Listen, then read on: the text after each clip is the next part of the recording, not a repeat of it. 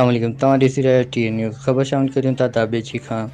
दाबेची भरिसां क़ाइमु क़दीम ॻोठनि ते सर्वे अमले जी चढ़ाई, ॻोठाणनि खे ॻोठ ख़ाली करण लाइ धमकियो। इन मौक़े ते ॻोठाणनि मिठू ख़ान कलमती, मियां ख़ान कलमती, अलाह ॾिनो कलमती ऐं ॿियनि ॿुधायो त गुज़िरियल केतिरे ई अरसे खां असांजे क़दीमी ॻोठनि ते बेगुनाह चढ़ायूं करे, कॾहिं सीपेक जे नाले ते कॾहिं वरी सर्वे जे नाले ते लॾ पराण करण लाइ हिसायो पियो वञे। असां पाकिस्तान खां अॻिते आबाद आहियूं, पर रेवेन्यू खे ग़ैरक़ानूनी तौर ते ठहियल सनतूं ऐं ग़ैरक़ानूनी थींदड़ प्लाटिंग नज़र नथी अचे।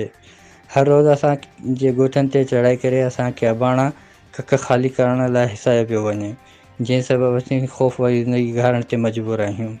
हिननि डी सी ठटो ऐं इंसानी हक़ूक़ जी तंज़ीमुनि जी अॻुवाण खां अपील कंदे चयो त फ़ौरी तौर ते ॻोठाणनि सां थींदड़ ज़ुल्म जो नोटिस वठी करे असांखे वधीक अज़ाब खां बचायो वञे।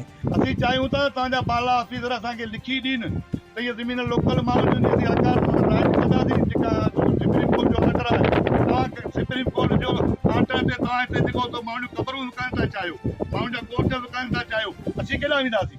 असांजो जियापो हिते जूं ज़मीनूं आहिनि। रिपोर्ट शाहिद समून, TN न्यूज़, दाबेची।